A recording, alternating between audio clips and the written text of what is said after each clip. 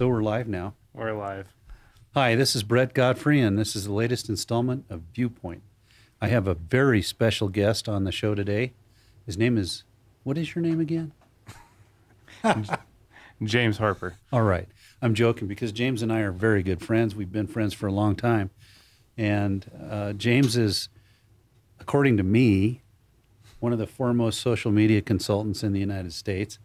And everything I know about social media, I've learned from James and our other friend, Jeremiah Delosio, who will be a guest on a future installment of ViewPoint. But James, tell the audience a little bit about yourself. Brett, I'm thankful that you have me here again. I'm James Harper. I like to say that I'm a serial entrepreneur, not in the form of actually selling cereal like you referenced last time. But selling cornflakes. Yeah. Yeah, I'm an entrepreneur that loves business and loves connecting with people. Excellent. So, James, it seems like we sort of have figured out what we want to talk about today. While we were getting ready to record today's show, we started talking about fearful experiences that we've had. And, of course, no episode of ViewPoint would be complete without a plug for this novel, Black Sunrise. Good read. I was on the Ross Kaminsky show a couple weeks ago, and he was talking about my bad guy is the worst bad guy he's ever seen. He really likes that. And I met Ross Kaminsky when I was in a simultaneous book signing with Jack Carr at the Tattered Cover. And then I gave a copy of Black Sunrise to Kaminsky, and he read it, and he says, "Your bad guy scares me to death." That led to our discussion about fear. And, of course, dealing with fear is a theme that you've dealt with in your life and I've dealt with in my life. I'm a competitive skydiver. I used to be a competitive skydiver. I've got 98 jury trials under my belt to verdict. I was in a lot of fights as a young man, been a martial artist my whole life. Besides being a competitive skydiver, I've had scary things happen to me in this airplane right here, pointing to a model of a Cessna 421. And so you've had your own fearful experiences. So I think we've agreed that today's theme is going to be talking about fear and why it's important for everyone to be able to deal with fear. Well, it started because we were talking about when we feel fearful and scared, that could lead to embarrassment and shame. Yes. And it's going back to when you were telling me growing up, you got jumped by a gang in 7th grade, and you felt not only scared in that moment, you were shaking, but then embarrassed afterwards. I had a gun pulled out on me, potential carjacking, and then just actually last week, that was 2 years ago, I pull up to another car that gave me similar feelings of that carjacking episode, and I felt fearful, and I'm with my wife and my kids, and I felt embarrassed afterwards. Well, before you get into that, would you tell the listeners and viewers what happened 2 years ago? So 2 years ago, I was in Inglewood, Colorado. It was a Wednesday night, 5 p.m. 100 people were outside. Probably the least expected scenario to have a potential carjacking happen. Where did it happen? Broadway and Hamden in Inglewood, Colorado. So it's a major intersection right there. Long story short, I was on Bluetooth talking to my wife, and I was at a red light. Light turns green, and before I know it, I didn't even think I had actually hit the gas pedal, and I'd hit the car in front of me. Or so you thought. Or so I thought.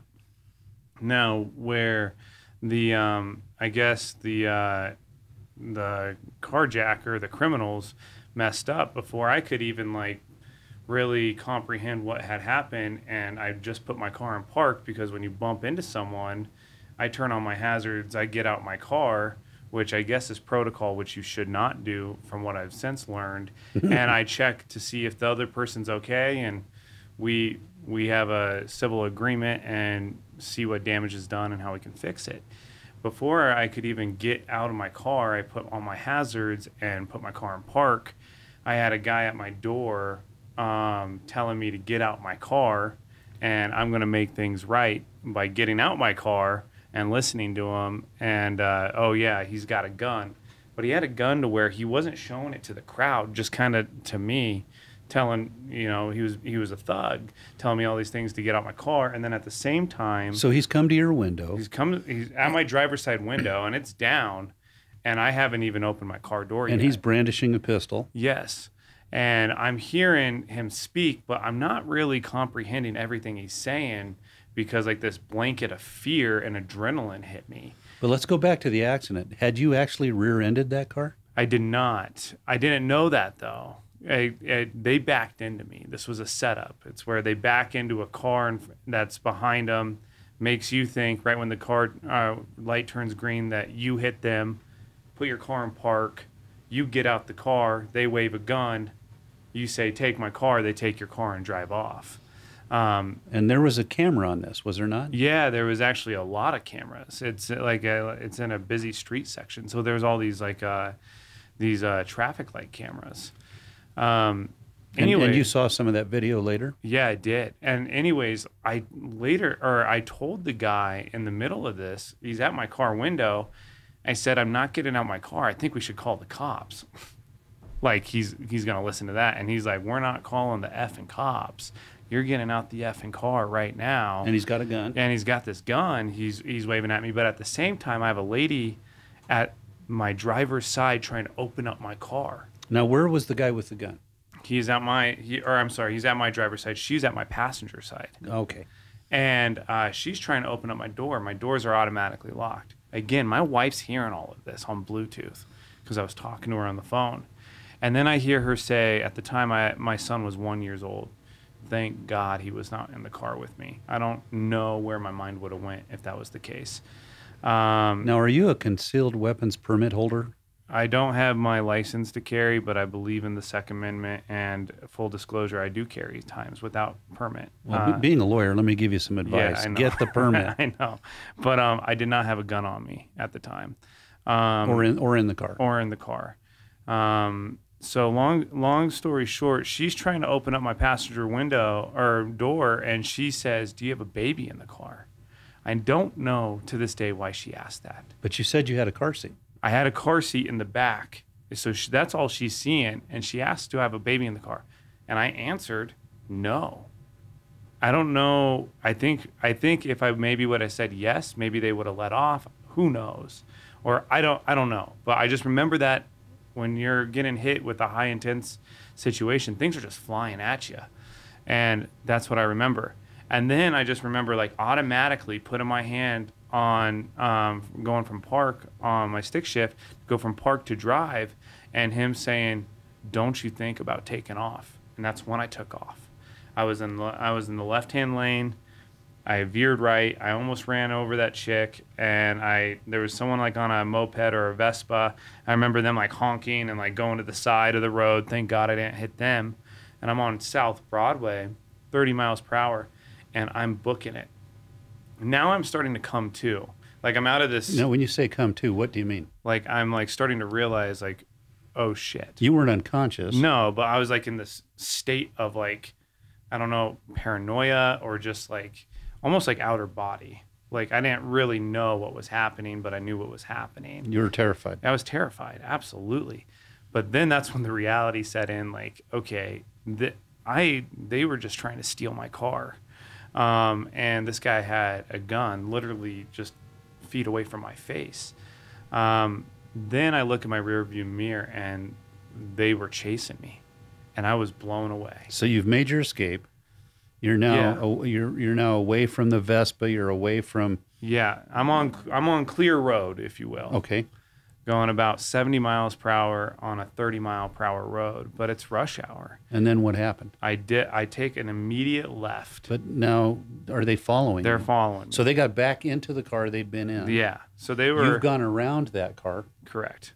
And then they got back in their car and gave chase. They gave chase. So they were a little ways behind me, but I could see them, and I could see them running red lights to get to me. And how are you feeling at this point? That's when I said to myself, oh shit, these guys mean business. Because you think at that point, okay, I just got out of a carjacking, 50 people were around. They just saw this incident happen. These guys want to get out because they don't want to get caught. You're thinking that's what I was thinking. That's an assumption that you made. Yes. And then when I saw them give a chase to me, I'm thinking they're not going to stop until they get me.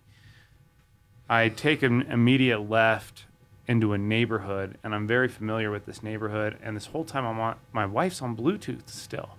I don't know where my phone's at, and I'm just telling her, call 911 and tell them to meet me at Inglewood High School. It was a high school in this neighborhood. Okay. That's the only thing I could think of. And you didn't know where the nearest police station was? Well, I do, hindsight, but at the time, I'm not even thinking about driving to a police station. I thought, get to a high school that's populated, more people. They probably don't want to be around people. They don't want to get caught. Maybe there's a cop already at the high school. But it's also a landmark that you can think of quickly. Exactly. And my wife just so happened to be at the high school coaching softball. So I just knew I was right there. I was actually on my way to see her. That's kind of where I was already going. Tell the cops to meet me at Inglewood High School. That's just what I'm saying. And so she's like, I'm staying on the phone with you. She grabs someone else's phone. I hear her on the phone with 911. And I'm like, they're chasing me with guns. They're chasing me with guns. At that time, I thought I had lost them in this neighborhood. And I was driving fast. And I've always thought, what would I do in these situations? And I thought I was a pretty dang good driver getting away, but wasn't good enough because I pull into this parking lot of this high school, which is a dead end. And I pull in between these two big trucks, thinking I could kind of hide out in my little Toyota Corolla. And I get out and I'm telling people I look like a madman, call the cops. People are chasing me with guns. I look like a psycho, but there's like all this after school activity happening, lacrosse, soccer, the whole 9 yards.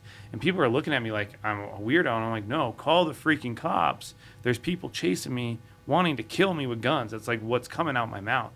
Next thing I know, the second wave of fear hits me.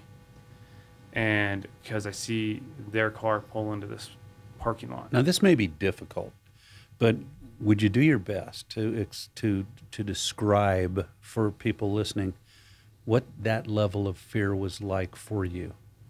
Yeah, it was almost like I couldn't initially move. Like almost like you can't breathe.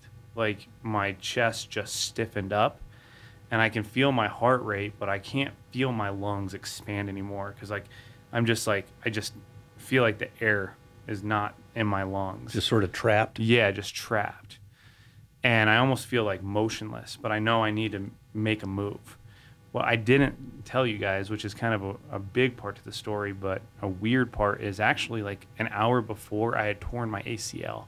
I was coaching soccer. I had just torn my ACL at that soccer practice. And I know I tore it at that soccer practice because it's my second time tearing my ACL. And I was actually on the phone with my wife in the car just complaining, like, I know I tore my ACL. I know this feeling, my leg is messed up, it hurts like hell. And that's when I hit that, or when this car hit me and tried to, so like I not only am in this state of fear, I also really can't move. When you tear an ACL, you can't put a lot of weight on it, especially an hour after the injury. So it's kind of a big dynamic to the story. Now, I don't feel like I can like physically even run, which it's like a nightmare scenario. So I'm in this parking lot. My car's parked. I'm outside of my car. I see my wife across this parking lot holding my 1-year-old child. So she had gone to the high school? She was already there coaching softball. And so hindsight looking back, I should not have given chase, if you will, to where my wife and kid were. But in other words, bringing the danger to them was... Yeah, and I just wasn't thinking. But you're in a survival scenario Exactly. now. And so here we are. So it is what it is. I'm in this parking lot. There's one way in and one way out. And I'm in this parking lot, and here's this car, and there's 4 people. There's 2 guys hanging out the back windows, looking car by car to see where I park, because they know that I'm in this parking lot. And they're hunting for you. And they're hunting. And then my wife, they don't know it's my wife and my kid. They're at the end of this parking lot, and she's like yelling at them to like leave. I mean, because she's just like, get the heck out of here, whatever she's saying. Mom takes charge. Yeah, exactly. And they see her and they're heading right at her. And now I'm thinking, okay, this is it. These guys either face my wife and my kid and my mother-in-law, who was also there, also yelling at these guys. Talk about mixed feelings. Yeah. Then they don't know this is my family. But all of a sudden, my wife, mother-in-law, and child are going to become face-to-face with the guy with the gun. Or I can just show myself and make the attention on me. So I almost threw up my hands. This is it. I'm just going to walk out in broad daylight, and I'm going to engage with these guys. And I don't have any weapons, but they're going to see me. They want me. And when they approach me, we'll see what happens. And all I was thinking at that moment was, I just got to get my hands on the guy that I know has the gun. Now, maybe other ones have the gun too, but that's what I'm going to do. So I throw up my hands and I start walking towards the car, and they see me. And at this time, there's sirens in the background, and I don't know how long they've been there, but I hear them for the first time. You know, the cops are on their way. And they're getting louder and louder, and I look around, and everyone's on their cell phone calling 911. And I think at that moment, it's like, call it God, call it a miracle, call it whatever you want. They see everyone around them because there's 100 people out there all on their cell phone. They hear the sirens. They have this crazy lady or ladies, my wife and my mother-in-law, yelling screaming at them. Yeah. And I think they know it's a one-way in, one-way out. If we don't get out of here, we're not getting out of here. Yeah. So then they quickly turn around. Like I said, I'm walking at them with my arms up, pretty much just like, I surrender. I surrender. Here I am. And call it fate. They turned around and they jetted out of there. And the cops barely missed them. Long story short, there was so much footage of this from the street cameras, from the high school cameras. The cops saw the license plate clear as day. That car had been stolen. These people had been on a rampage. They'd been hijacking people's cars by exactly how they did it to me. I was just the first person not to get out my car and actually run from them. It was some sort of gang connected in Aurora, Colorado. And they never found the guys. They found the gal. They actually found that car that they were in that hit me, and the girl that was actually at my car door, and she wouldn't give up names of the people that she was with.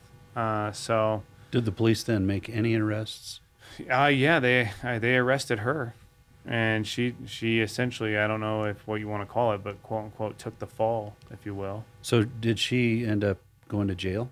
I don't know. Honestly, it's weird. I don't even know what happened to it. I dealt with Inglewood PD and a private investigator or a criminal investigator for a while, and I looked at multiple lineups because they wanted these guys for a bigger string of crimes that they were doing. They said what had happened to me was on the minor scale of this crime spree that they'd been on. So, do you know if they had ever killed anyone themselves? I have no idea. No idea. I did hear from one of the cops, though, or investigators, that said, you're lucky that they decided to turn around in that moment. And I to this day, I can assume what he meant by that. I think trouble would have came my way. But I looked at multiple lineups, and I'm confident that at least the guy at my window with the gun was not in any one of these lineups. I looked at probably 4 or 5. I was able to identify the girl and a female lineup, which looks totally different with her hair down and after being arrested. Sure. But that was my situation. And I like to kind of pride myself that I come from this gritty background. I've been around people I've been arrested. My childhood, a lot of it was in a halfway house. You never told me that you'd been arrested. Yeah, I was arrested as a juvenile. I've never been arrested as an adult, right? But I would get into fights. I was an angry adolescent. I lost my father at a young age, and long story short, I would get into just fights and all of that. And I mean, actually, one of our mutual connections, Jeff, he was kind of the guy that would come get me out of trouble when I was a younger, angry, pissed off teenager, right? Long story short, I ended up in a halfway house because I was just like an out of control teenager. So I was like around thugs and criminals and kind of take this, like, I think people would say, oh, there's some grittiness to James. There's some street smarts to James. Well, let me tell you, when I was in a real situation as an adult, I was terrified. And then I actually saw our friend. And this is the first time anyone had ever pulled a weapon on you? Yeah, face to face like that. And just by way of background, do you have any martial arts or fighting skills? I don't have any martial arts. I've been in street fights, but am I skilled? I don't know. I've gotten my ass kicked. I've given out a few ass whoopings, but yeah. But you don't have any formal training no, not in at all. hand combat? Or... No, nothing. Yeah, nothing.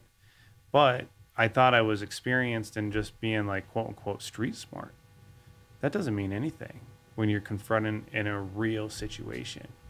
And I saw our friend Jeremiah the next day at a meeting, and I was messed up, man. I was messed up. Now let's go to the comment you made to me before we started taping when you were telling me the story before. You told me you were embarrassed. Yeah, absolutely. Let's talk about that. Yeah. Tell the listeners more about how you felt under that heading of being embarrassed. Well, I felt this way twice in my life, and both can be related back to fear and then embarrassment. I got my ass kicked when I was a freshman in high school, similar to your story, and just this kid kicked my ass.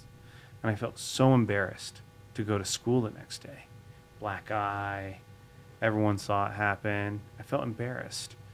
But why was I really embarrassed? Well, yeah, it happened, and I had these marks to show it, but I was scared. I was embarrassed because I was scared. Now, take this to my adult life. I was embarrassed because I was scared again. I did everything right. You even acknowledged that in this situation. I'm alive. I didn't get my car stolen. My wife and kid aren't hurt. Well, it sounds like, other than the, a professional warrior would say it was a poor decision to bring the danger in the direction of high school kids and your family. But given that you're not a professional warrior, you're not ex-Delta Force or Navy SEAL, it sounds to me, and I've been in those worlds and I've done a lot of those things, it sounds to me like despite having panicked, you still made all the correct decisions. I would like to think so, just because I'm safe, my family's safe, and no one got hurt throughout of it, but I still felt embarrassed the next day, even a little bit even now, because why? Not because of the situation. I can't control what happened to me, because I feel scared. So I think it goes to the bigger issue of like feeling fear, feeling scared is a form of feeling vulnerable, which shouldn't mean that you have to feel embarrassed for feeling. That's right. I can tell you, from my background, I have, as I mentioned earlier, I've got thousands of skydives under my belt. I was on a skydiving team for 6 years. I've had serious mid-air emergencies as a pilot. I've tried a lot of jury cases, and trying a jury case isn't on the same level with facing imminent death, but it can still be a pretty scary thing when you first start out. Sure. And I've stared down the barrel of more than one gun myself, and I know that fear. And I can tell you, I am never embarrassed, ever, about how scared I get in those situations. I can tell you that for me, I've been in enough of them that fear is par for the course. I gave a speech a few years ago at Oshkosh, which is a large national aviation convention, about losing both engines in my Cessna Golden Eagle over the Rockies in a blizzard at midnight, and how terrified I was. And I talk about how I was able to land the airplane. And people in the audience say, well, how did you not panic? And I say, I don't recall saying anything about not panicking. I definitely did panic. And the problem with panic is that it interferes with your ability to function, but it doesn't necessarily prevent it. And as a person who's spent a lot of his life trying to focus on this type of reaction and type of control that you have to have when you're in the process of facing terror, the fact that the terror doesn't go away, the fact that you're not James Bond, the fact that you don't just chew gum and shoot the bad guys and then pour a scotch, that doesn't mean anything bad. The question is, despite the fear, could you still do what was necessary? Sure. Yep. So you put your car into gear and you manage not to hit anybody while you're making an emergency escape out of a life and death situation.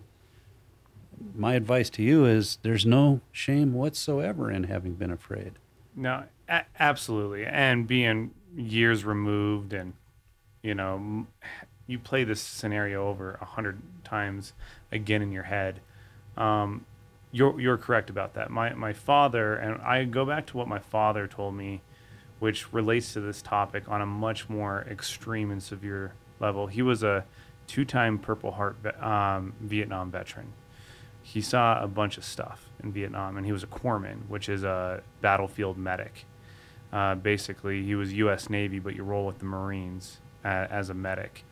And I once told him my dad was very open about the war. I know a lot of Vietnam vets aren't. He was like the opposite. My dad has over 2,000 photos of the Vietnam War. And growing up, I would look at these photos. I was just so interested in history. And my dad was a part of that history. One, I'm young to have a father that was in Vietnam, so that was an unusual scenario within itself. But I would just ask him questions as a 3rd, 4th grader about the war. He'd answer everything. And then I said, man, I remember saying one time, man, you were so brave, you survived. And he said, no, I survived because I was scared. The brave ones died. And it kind of goes back to this topic that we're talking about. My dad had no shame or embarrassment saying that he survived 13 months of hell because he was scared. That kept him alive, essentially. So, I mean, on a much more extreme level, that throughout this talk, that comment keeps coming back to me. So then, you know, we had shot, and we won't release it because there was a technical problem with the recording equipment. You and I had shot a podcast a few weeks ago that we were talking about recovering from the pandemic and getting back out of our caves and our hibernation and our, house arrest situation under Sure. lockdown, and how so many Americans now feel fear that Yes. they can't Yes. explain. And they say, and I talk to a lot of people about this. Yes. I run a small business, and it turns out that one of the recurring themes that I've been encountering, and I like this because it's a subject of fascination for me, that people are afraid just sitting at home Yep. because they've been surrounded by an invisible cloud of death, or at least that's what they've been told by the media for a year. And now many of them have had vaccinations and could safely venture out into the world, but they're afraid to. They've developed a kind of a condition of agoraphobia or fear of contact with others or some such thing.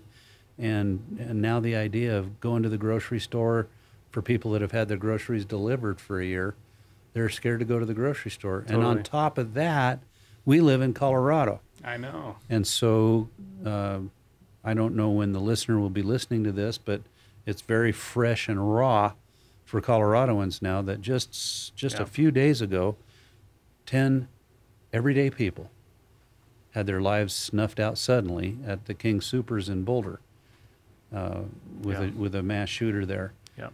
And the concept that somebody pulls a gun and brandishes it, as you had 2 years ago, doesn't mean you can't make the assumption that the guy won't shoot, because these days people do shoot, and they shoot because they see you.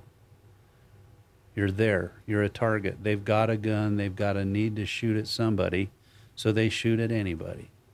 And that's part of the world we live in today. Mass shootings have become more and more and more common. Yeah, it's sad. So we live in fear.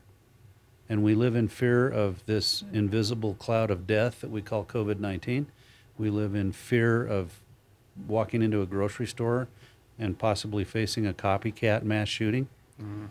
My daughter was a student at Arapahoe High School, and there was a fatal shooting there a few years ago. But when the boy that came into the school with the shotgun and the Molotov cocktails first opened fire, the first round he shot was just down the hallway.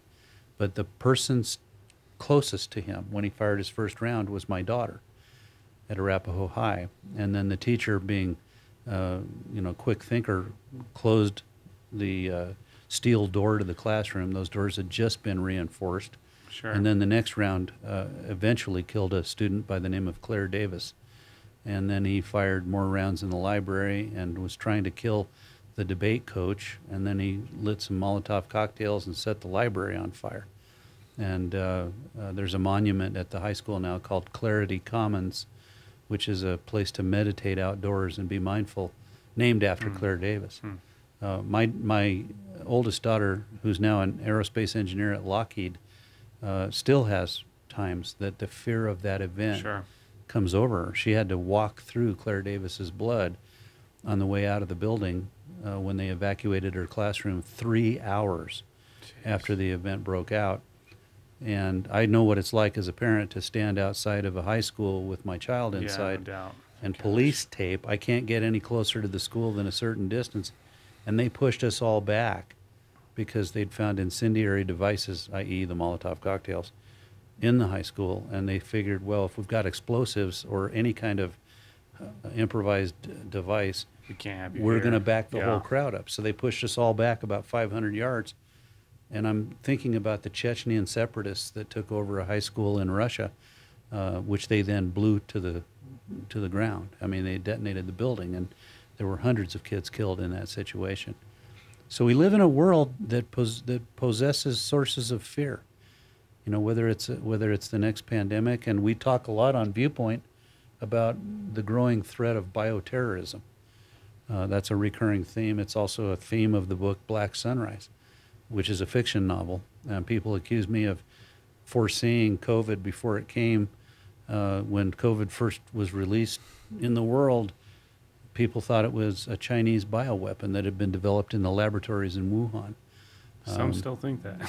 Some people still think that, and there's some evidence to support it. There's also evidence to refute it.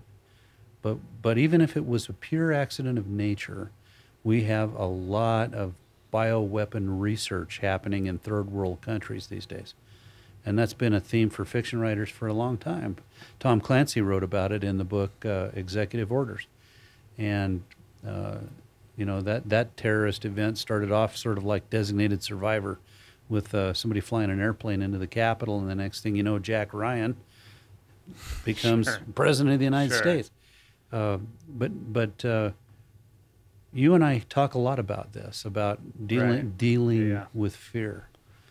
And fear is one of those things that can tear the quality of life out of your existence. No doubt about that. And so then you had another event yourself quite recently that re-stimulated all of those terrified moments. Tell us more about that.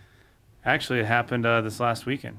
I was at a different major crossroad in the suburbs, Arapahoe and University, and I just pull up next to a car and make eye contact, and there's this dude tatted up head to toe. I don't really care, whatever. Was he holding a sign that says "We'll work for food"? Or? No. He was actually in like a nice SUV,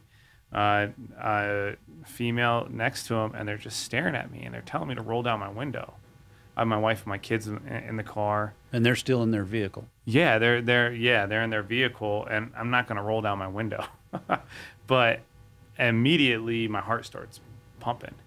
And they may have been just saying, "Do you know which way the store is?" Sure, but it felt and looked differently. And then I see him, no, roll down your window, like for real. And then I look at the back seat of their car, and those windows have rolled down, and there's two other people in the back seat, and they're like throwing up like gang signs. And I'm like, again, a little bit confused. I think fear brings a lot of confusion at first.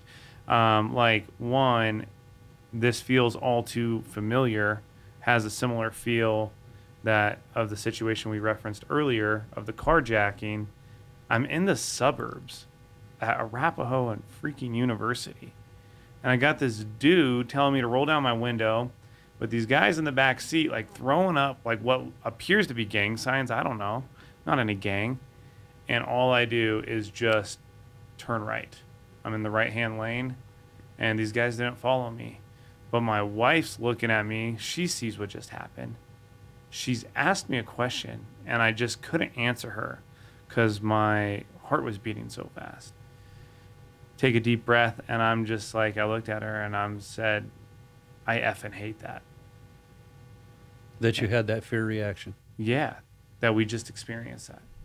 How do you think you would have reacted to the thing that happened last week if you hadn't been traumatized by a true carjacking? Well, it depends. Good question. I actually haven't thought about that. As a father, being a lawyer, I cook up questions people hadn't thought of before. It's kind of what I do for a living. As a father and with 2 kids in the car, I've lived with that situation. So I don't know.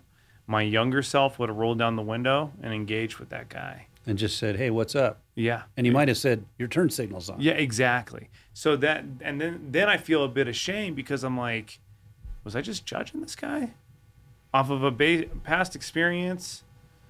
Like, then is there some prejudice going on? Am I messed up? So Like, a yeah. week ago when the guy pulled up next to you, and I don't like to inject race where it doesn't belong. No, the guy next to me was a white dude There you with go. tattoos all up and down. He just looks scary. I don't know how else to say it. Race wasn't even a thing in this situation, but I felt fear. It wasn't from a race standpoint, but yeah, I'm looking at this guy tatted up, face tats. And then I'm looking at these cats in the back of the car, throwing up gang signs, and Now, at that point, a I'm week just like, ago, yeah. did you have a weapon in the car? I did not have a weapon in the car. All right. I'm going to just do an unsolicited advertisement here on this podcast. I've been to a place 17 times down in Arizona called Gunsight Academy, and it is probably the mecca of shooting. U.S. Special Forces train there. Everyday citizens train there. Police officers train there. It is one of the finest schools in the world. I also have trained combat pistol with Larry Vickers, who's a former Delta operator, with Rob Latham, who's a former, how many times I don't know, world champion combat pistol shooter. Go to this place. Yeah, well, these other guys are in their own schools Sure. that they teach. Trained with Ken Hackathorn, who's a famous guy, used to be a gunsight instructor. And I'm a big advocate of the fact that Americans who carry guns should, in all cases, have more than just a casual amount of Sure. training. There's nothing more dangerous than a guy with a gun who doesn't know how to use it. Absolutely. And except for a guy with a gun who does know how to use it, but a trained citizen who's taken his safety seriously and his training seriously, and doesn't just have the gun thinking it's easy to just point and shoot, which is not the case. I really advocate that, so I just wanted to include that little pitch in our It's a good podcast today. It's a good endorsement, and I've heard good things about Gunsight. I'm a big believer in our Second Amendment and having the right to carry and carrying. But no, to answer your question, I didn't have a firearm on me in that instance, and even if I did, I don't know if that would have changed the fact, because nothing happened. Now, the first situation, if I have a firearm on me and I'm trained, and that situation's probably way different, right? Who knows? I don't like my mind to go there. But yeah, I after last week, I looked at my wife and I just said, I hate the fact that I'm scared. I just had to admit it. I have an ego. I want to think that I'm some tough guy. I'm some strong individual. I think most men, deep down inside, want to believe that Sure. they are macho. Sure. And I just said, I hate the fact that I'm scared. And that felt good. And so I've thought a lot the last week about fear and about all of this. And it's like, you know, we can relate this back to COVID. And I'm someone that's really not fearful of COVID. I know COVID's real. I'm not an anti-masker. I'm not one of those extremists, but I'm also not like in isolation, essentially. But fear, I think, just comes down to acceptance. You have to accept that there's evil in this world, that evil can find you. Just like COVID can find you. You can go out one time, get COVID.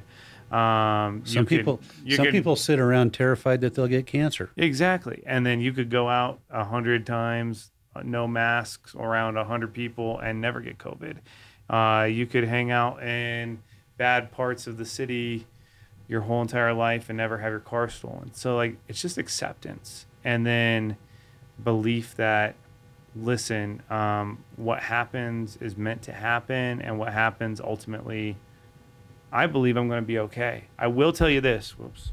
I don't know if that just messed up anything, but I will tell you this. Every intense situation I've ever been in, I've had confidence it will end in my favor. Every one. Even that carjacking. I knew ultimately I was going to be okay. Well, when somebody gets the drop on you with a firearm, that's a moment of extreme helplessness unless you happen to be carrying. Sure. And unless you've developed a skill to be out of the holster, sights on target, accurate, fire, delivered, downrange. If you're not trained to do that really fast, and you don't, particularly if you don't have a weapon at all, and somebody's brandishing a gun. Let me ask you this. During the carjacking scenario 2 years ago, did the man actually point the barrel of the gun at you? He had it like in the window at me. Okay, so he's... So yeah, it was so you're staring down the muzzle. Yeah, I mean, I don't physically remember staring down like the muzzle of the gun because I was also trying to focus on the gal trying to get in my car on the passenger side. Sure. But I'm like, you know, everything's going on. So you have stereo attackers. Yeah. Left and right. Yeah. But I mean, the gun was right there pointed into my car at me. So yeah. Unfortunately, I mean, who knows? If I got out the car, they probably would have just taken my car, insurance claim. So there's a thought to be made that maybe I made the situation worse by running. But I don't think so. Yeah, you don't want to stick around and find out. You know, I judge people's decisions a lot of times by the outcome. Sure. You know, I teach trial practice, and I teach young lawyers how to go in and try cases and do scary things in court. It's been said, based on some theoretical studies somewhere, that the number one fear people have in the world today is public speaking.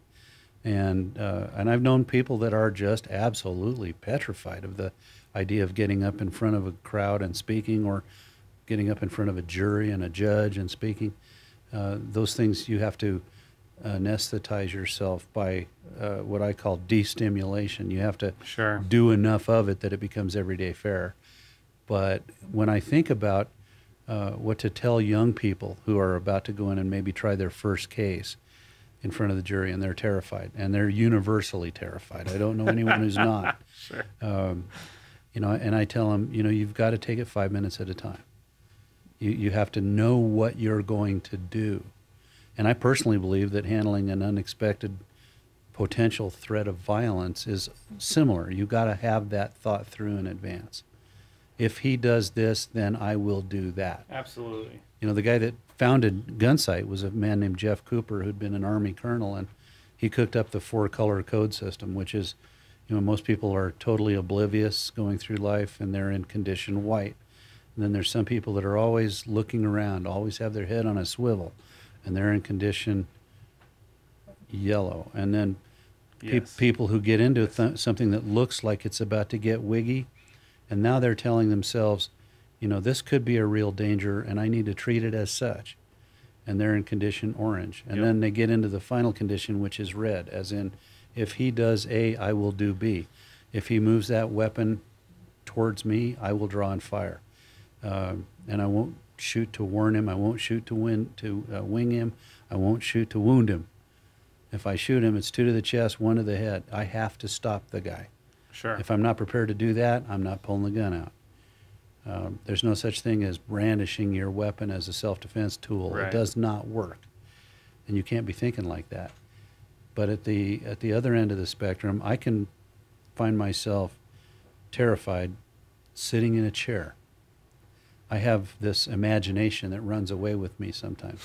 What if I get prostate cancer? What if somehow my law firm were to fail? What if this? What if that? What if this? What if that? And once I start into that type of thinking, my brain just runs away with me. Yeah, absolutely. So I'm a little bit like that character in Firefox, Mitchell Gant, the pilot. I can find myself having a severe panic attack where nothing's going on. I'm more afraid sometimes in a quiet room than I would be in a skydive or a mid-air emergency or something like that, because at least I'm trained for those things. But just sitting in a room, nobody ever trained me to do that. Sure. It's hard. And if you want to hear about your imagination, just read your book, Black Sunrise. Yeah, my bad guy is really bad, and my good guys all have weaknesses. Yeah, absolutely. So, well, thanks for plugging the book again. What would you advise if you were going to have a time machine? And, we have a lot of interesting technology here. We're filming our podcast today at Godfrey Johnson PC in Denver in a law building that I own. And we have a lot of technology here. But what if one of those things was a time machine? And what if you could go back in time and talk to yourself before the event? You can't make it not happen, but you can tell yourself what you would want to advise yourself before it ever happened. What do you think you'd say to yourself? Oh, I'd probably say exactly what in my heart of hearts I knew. It will be okay. Everything will be good. And maybe don't drive to the high school where your wife and child are. Drive to the police station. Something like that. But or you could go down to the Bondurant School in Arizona and take a course in evasive driving. There you go. Yeah, there you go. It comes back down to we're always worried about failure that we don't make the right decision, failure that we don't perform in certain situations. And I had a business coach once tell me that really failure is just fear masked, and I believe that's the case. Now, describe what you mean by that. Like basically, we never really fail, essentially. We just learn, and we're always so afraid of failure. But ultimately, like everything in your life, like, hey, what if my law firm fails? Well, that's bullshit. Your law firm's going to be just fine. And we actually only win. We either win or we learn. We don't really win and lose. And I get that it's not always that like woo-woo, if you will. But most times in life, our fear is just the fear of failing. And failure is just masked fear. And so I would just tell myself it'd be okay. But I knew deep down it was just going to be okay. So I knew that in that situation, I was going to figure it out. Well, I've heard it said that if you conduct an experiment and the experiment, quote unquote, fails, it's not a failure because the outcome produced knowledge and the experiment was designed to produce knowledge. Yes. So as we record this, it's not been that long since Starship 11 was a total failure because not only did the rocket explode again Right. on landing, but this time they weren't even able to gather the telemetry because all the data gathering modules in the Starship 11 experimental rocket stopped working. So they didn't get good video, they didn't get good telemetry. And Elon, being the positive guy he is, says, well, at least the crater was in the right place. and they get some information. And so if you make an attempt at something and you do not succeed the first time, you still have to look at it as a success because you got information. You learned. Make another attempt this time with the benefit of what you learned on the last one. Yes. And but to see it that way, the fear has to come off. Yep, totally. So that's why you say failure is just masked fear. Yep. I understand that. That's profound. That's why I like talking to you. Yeah. I always, Well, likewise, Brett. I always learn when I talk to you. Yes, likewise. All right. Well, I'd like to just say one last thing in parting, which is facing fear without being embarrassed about it is much easier than facing fear while you're embarrassed about it. I've done both. One of them works better than the other. Yes, absolutely. Well said. All right. Well, thanks so much for being on the show today. Yeah, thank you. And again, this has been ViewPoint with Brett Godfrey.